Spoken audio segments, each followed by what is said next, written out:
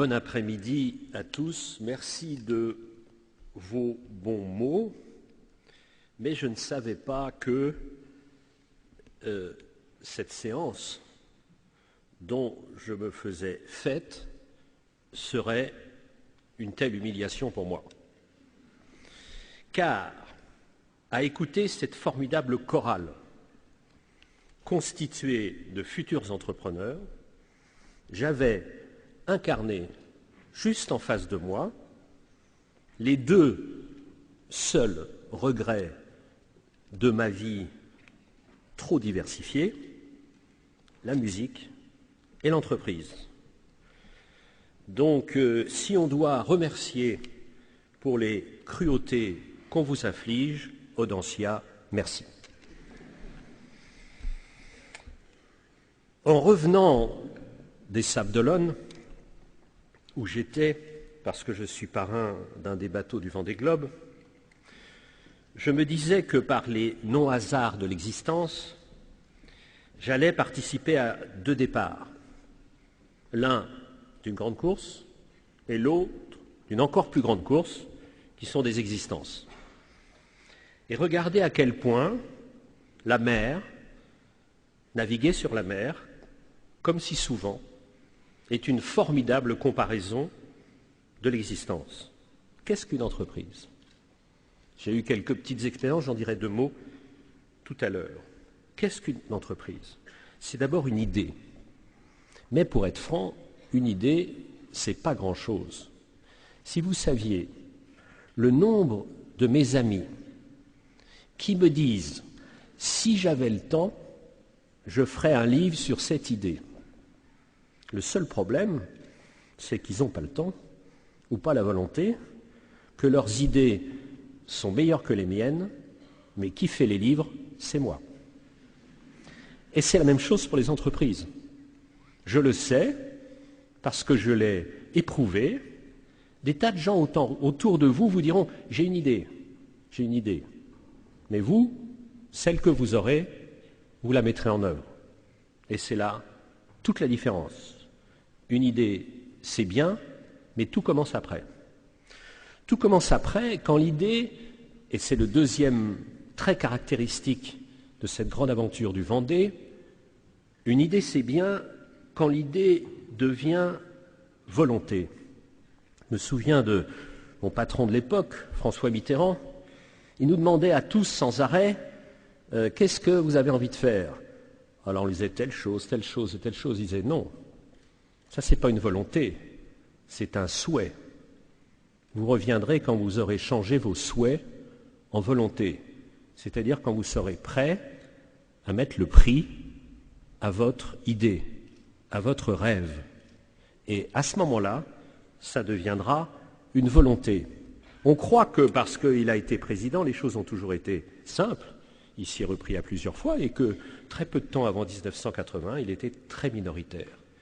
Et entre nous, je parle devant des responsables régionaux, et ce n'est pas seulement vrai pour ma famille politique, le socialisme, mais se taper, soir après soir, pendant 3 ans, des fêtes de la rose, il faut vraiment vouloir le pouvoir.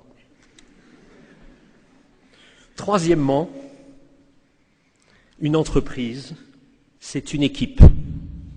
C'est très frappant de voir que quand on discute avec les marins, et depuis 2 jours je suis sur les pontons et je discute avec eux, et puis ce n'est pas d'aujourd'hui que je les connais, on dit ce sont des solitaires qui partent. Mais derrière, combien il y a de gens? Combien il y a de gens qui préparent? Combien il y a de gens qui ont essayé de tisser des liens avec des financiers? Minimum 15 personnes, souvent beaucoup plus, 50, 60. Qu'est-ce qu'une entreprise? Une entreprise, c'est une idée qui devient volonté et que nous mettons en œuvre ensemble. Et dans mes grands moments de solitude nécessaires au travail de l'écrivain, la solitude étant son terreau, vous aurez peu d'écrivains qui n'aiment pas la solitude, j'ai des besoins de vivre quelque chose ensemble. Il y a eu les entreprises, les cabinets ministériels ou présidentiels. Et pourquoi je m'acharne à continuer, malgré mon âge avancé, à participer aux compétitions de bateaux de haut niveau, c'est pour être ensemble. C'est pour que le 1 plus 1 plus 1 de mon petit bateau qui s'appelle le Dragon, quand ça marche, on est plus que 3. On ne se parle pas et on avance.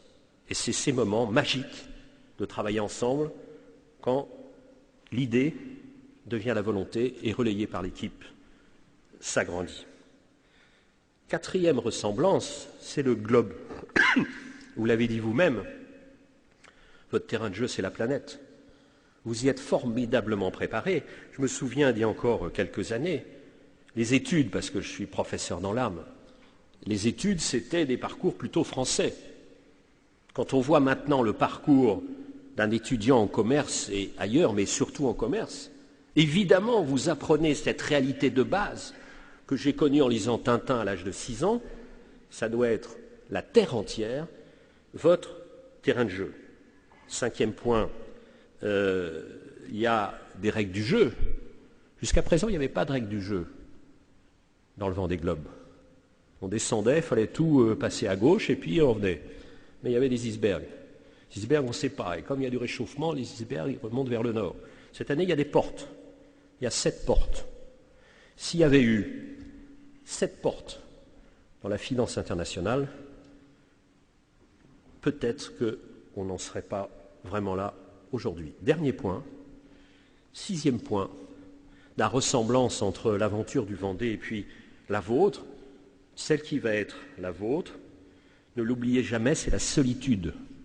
Vous croyez que parce que vous allez travailler en équipe, vous allez être toujours en équipe. Plus vous allez monter en responsabilité, plus vous serez seul. Seul à décider, seul, avec des répercussions, des conséquences tout à fait importantes. Donc c'est cette articulation permanente entre le travail d'équipe et la solitude, entre le rêve et la réalité, que vous allez devoir vivre. C'est dire si votre vie va être passionnante.